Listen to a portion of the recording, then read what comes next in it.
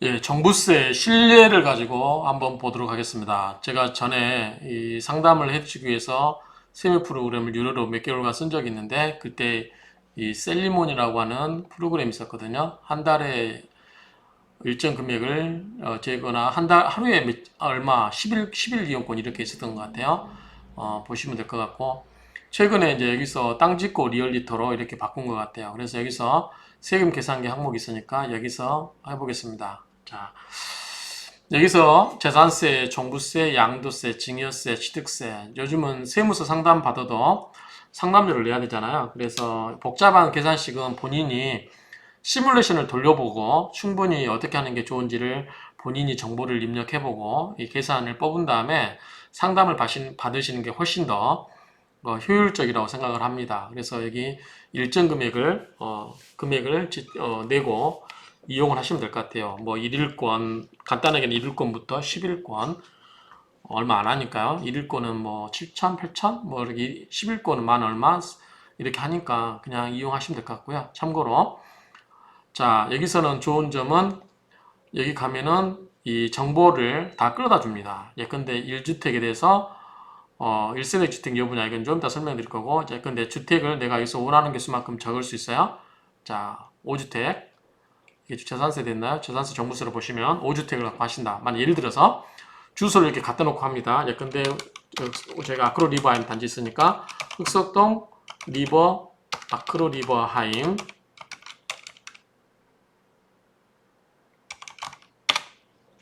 치면 이렇게 뜨죠. 그리고 단지 아크로 리버 하임 동 105동 예를 들어서 뭐한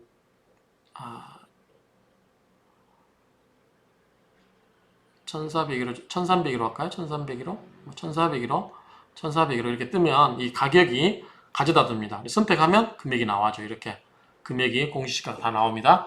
이걸 가지고 토대를 하기 때문에 계산을 하고 나서 쭉 정보를 입력하고 계산하기 누르면 돼요. 그러면 그래프가까지 나오니까 한번 그 해놓은 산출물을 갖고 보도록 하겠습니다. 자, 이거는 뭐냐면 그 1세대 1주택인데요. 자, 뭐가 있냐면 자, 1주택을 부부가 공동으로 보유하는 경우 예컨대 자, 주택 하나를 1주택을 하나를 단독으로 보유한 경우 또는 이거를 부부가 공동으로 보유한 경우 자, 어떻게 하냐 부부가 1주택인 경우는 단독으로 보유한 경우는 그 보유자의 공제액이 11억이에요. 11억. 그리고 부부가 공동하면 각각 6억이에요. 각각.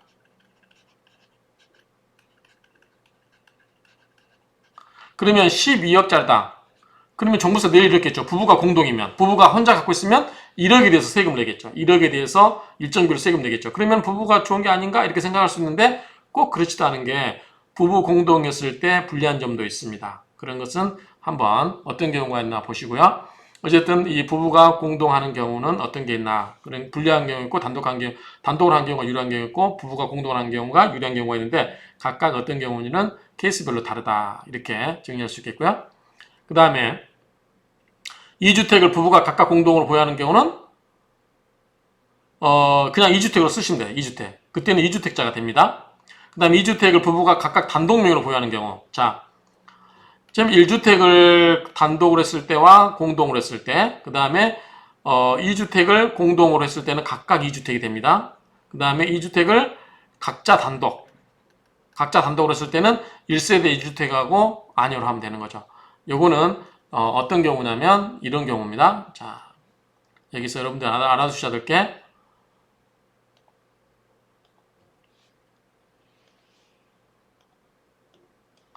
여기서 2주택이에요. 예컨대 1주택일 때. 자, 여기 보면 1세대 2주택 여부냐 할 때 얘 아니오를 하라는 거죠. 이렇게 하라고 하는 거니까 그 부분에 관해서 안 보이나요? 이렇게 좀 크면 요 1세대 1주택 여부일 때 얘 아니오 할 때 이것을 판별하라고 하는 거니까 이걸 정확하게 입력을 해야 계산이 정확하게 되겠죠? 그런 부분이고요. 자, 그 다음에 자, 이 상정을 하겠습니다. 자, 케이스를 상담을 해서 상담하는데, 자, 현재 주택 5개를 갖고 있고요. 5개를 갖고 있고, 오피스텔 하나를 갖고 있다고 가정할게요. 오피스텔 하나를 갖고 있습니다. 근데 우리가 오피스텔은 어떻게 되죠? 원래는 비주거용으로 나오죠. 그런데 이게 실은 주택으로 써버리면 어떻게 되죠? 주택으로 써버리면 주택수에 산입이 돼요. 사무실로 쓰게 되면 주택으로 포함이 안 됩니다. 그런데 우리가 전세를 주거나 월세를 줄 때 그 세입자가 확정일자를 받기 위해서 전입신고 하잖아요. 그럴 때는 주택으로 보기 때문에 괜히 오피스텔을 갖고 있다가 종부세를 맞는 경우가 있어요. 그러니까 이 부분은 굉장히 조심해야 된다.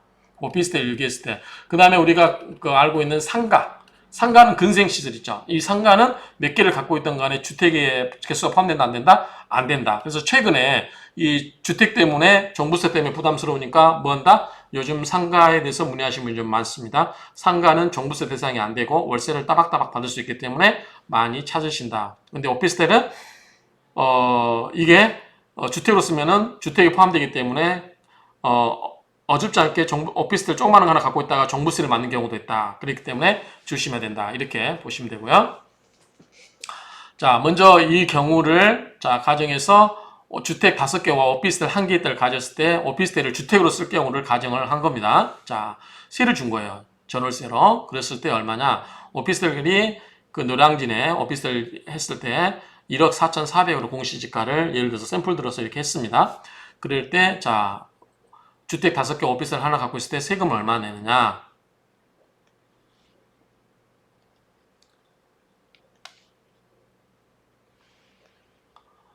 그러면 세금이 1억 1,549만 9천 원이에요.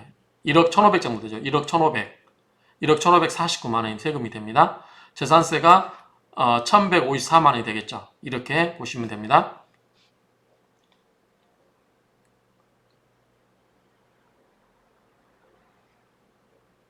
그 다음에 자, 그러면 오피스텔을 사무실로 써버리고 주택만 갖고 있으면 어떡하냐? 점점 줄어드는 걸 볼 거예요. 주택 5개가 됐다 그러는데 주택 5개 보면 공시지가가 3억 6,300이에요. 3억 600만 원이고 굉장히 저렴하죠. 그럼 어디 아파트인지 알겠어요? 이게 강북에 있는 아파트라고 보시면 되죠. 강북에 좀 싼 거.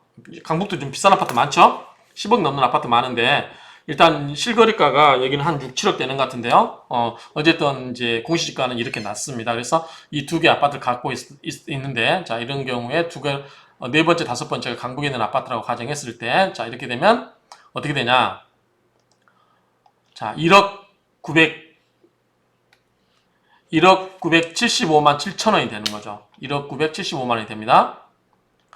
그 다음에 자, 네 번째 5번째 주택은 자, 오피스텔은 사무실로 쓰고 있고, 그 다음에, 또는 주택임대사업자 등록해도 됩니다. 그 다음에, 아파트는 이제 주택임대사업자가 안 되지만, 옛날에 주택임대사업자 된 경우 5번째 주택을 임대사업자로 등록을 했고, 4개 아파트를 갖고 있으면 어떡하냐, 라고 했을 때, 아직까지는 이제, 좀 저렴하죠? 그때는 9,500으로 내려갑니다. 9,519만원으로 내려가죠?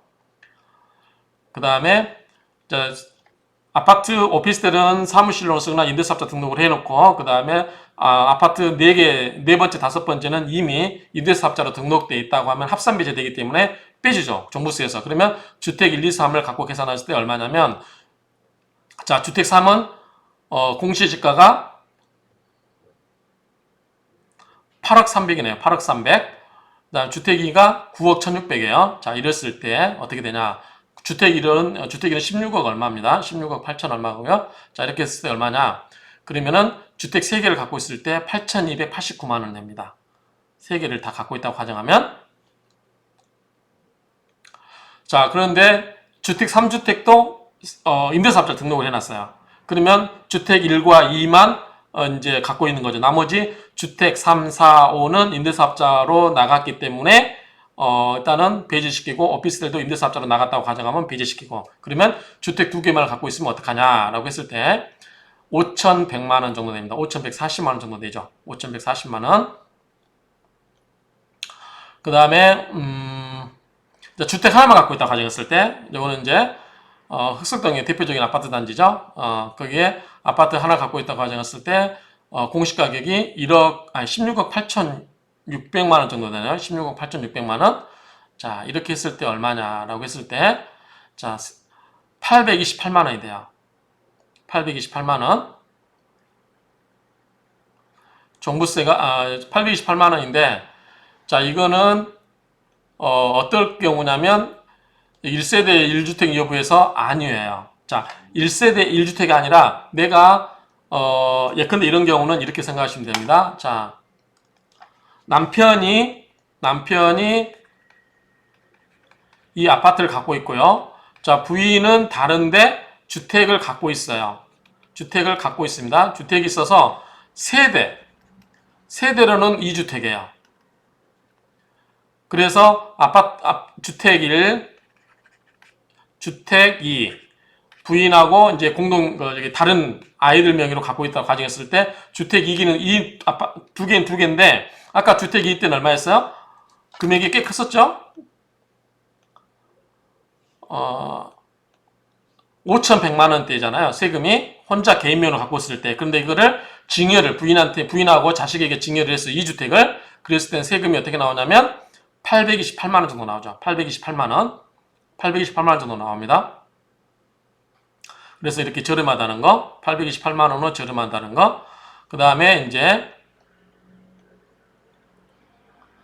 순수하게 주택을 하나만 갖고 있다. 다른 거 주택을 안 갖고 있다. 1세대 1주택 여부 때 예로 했잖아. 1세대 1주택, 주택 하나만 갖고 있다.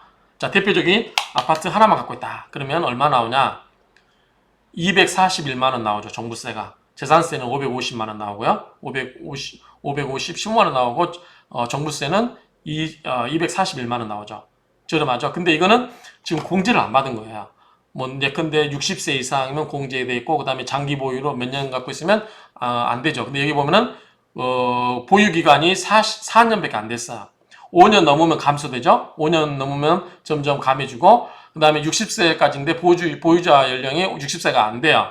그러니까 할인 혜택을 전혀 안 받은 상태에서 이거고 만약에 이제 나이 드신 분이라면 이게 더 금액이 적어지겠죠. 그래서 나이 드신 분이 25억짜리 갖고 있다 시세. 그러면 아마 이 종부세 기준으로 이 금액이 비싸겠죠. 16억 8천이니까 한 17 정도 된다 그러면 한 50만 원 정도 된다 그래요.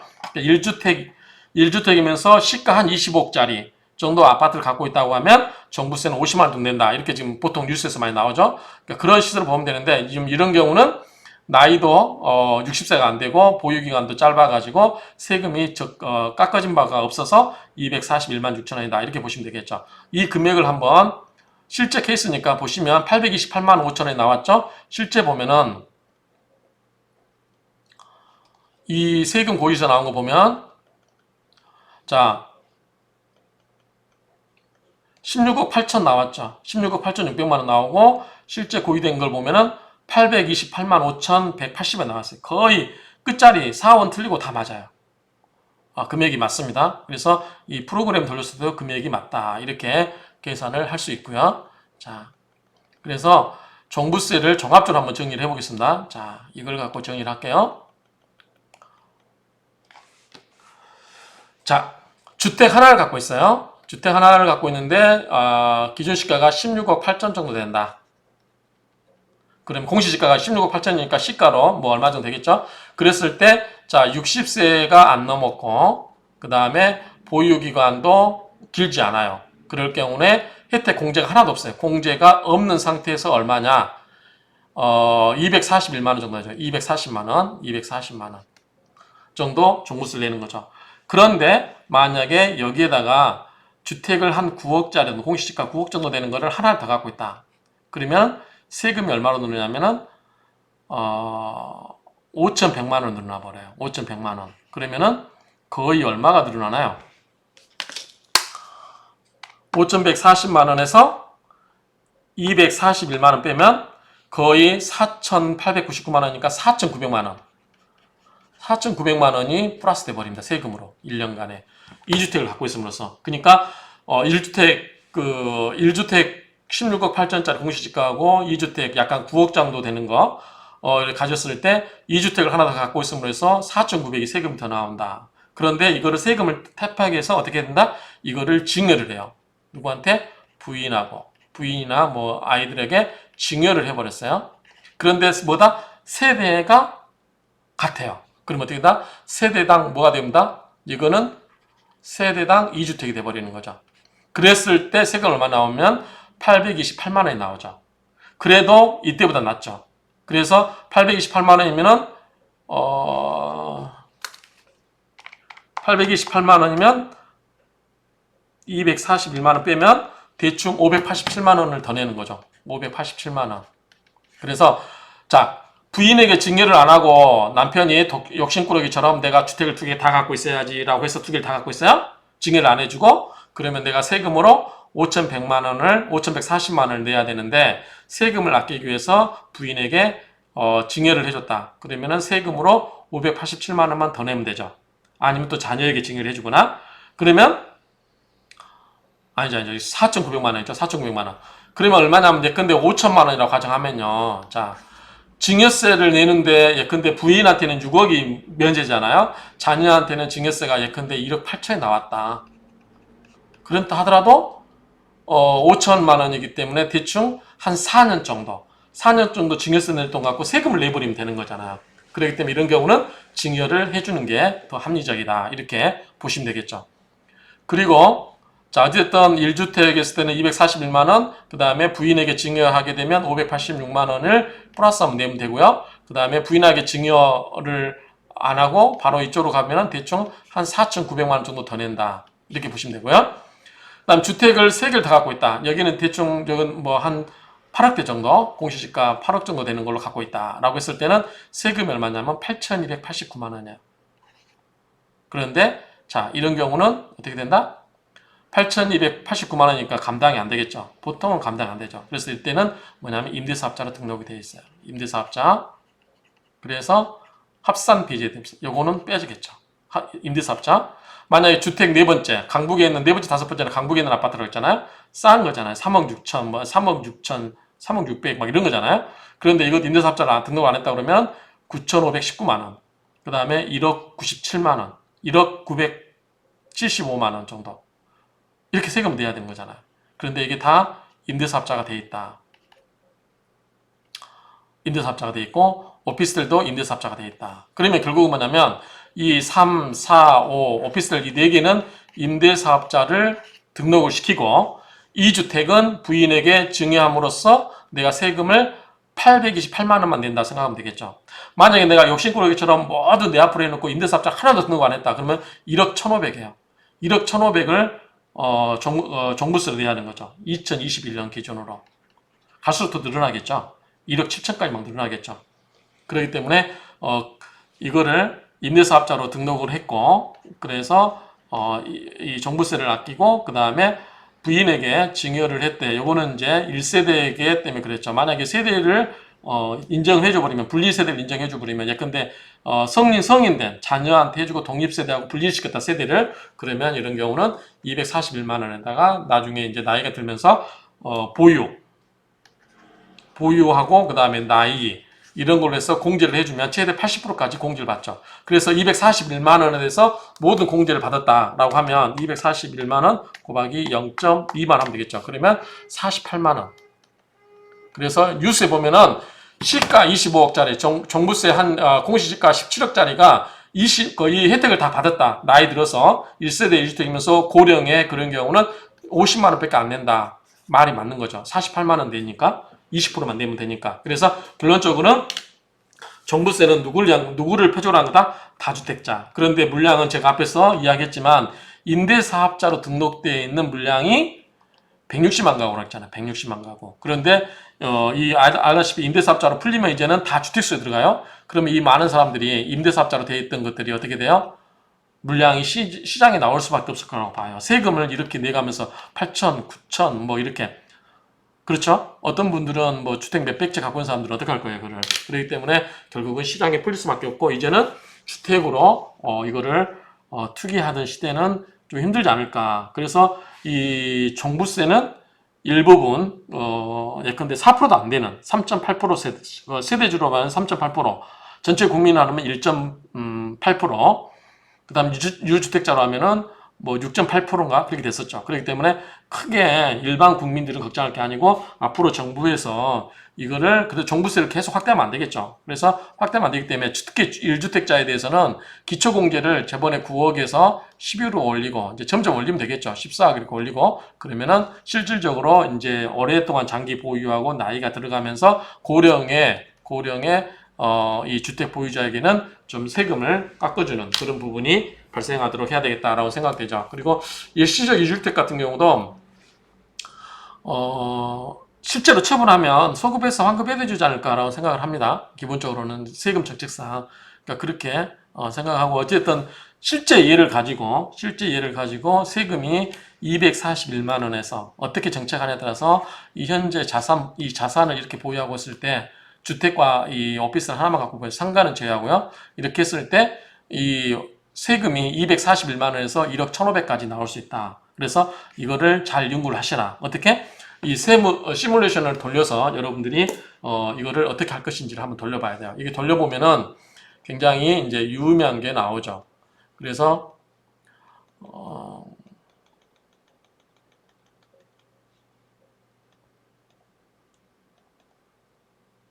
여기 보시면 1주택자 같은 경우는 1억 7천도 나오잖아요.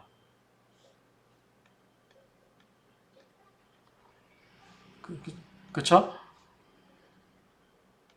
지금 이런 경우도 1700이고 아까 보면은 차이가 많이 나온 게 1억 5천, 1억 7천도 나오잖아요. 2024년도에는 1억 7천까지 올라갈 수도 있는 거잖아요. 그 다음에 더 올라갈 수도 있겠죠. 1억 7,900. 최고로 1억 7천까지 있어요. 그렇기 때문에 지금 1억 1,500인데 내년엔 1억 4천, 1억 5,800, 1억 7천 거의 1년에 2천씩 늘어나는 거잖아요. 그렇기 때문에 이거 종부세를 감당하겠다. 계산도 안 해보고 그냥 그 억지로 그렇게 하시면 안 되고요. 계산을 시뮬레이션 돌려가지고 내가 충분히 감당할 수 있는 금액인지 아닌지를 판단하셔서 그 부분만큼은 합리적으로 대처하시는 게 좋지 않을까라고 생각을 합니다. 이상으로 종부세를 실제 시뮬레이션을 돌려봤으니까 여러분들께서 확인을 하시고요. 현명하게 대처하시면 좋을 것 같습니다. 이상으로 이 종부세에 대해서 어떤 데이터와 실증적인 검토에 대해서 살펴봤습니다. 감사합니다.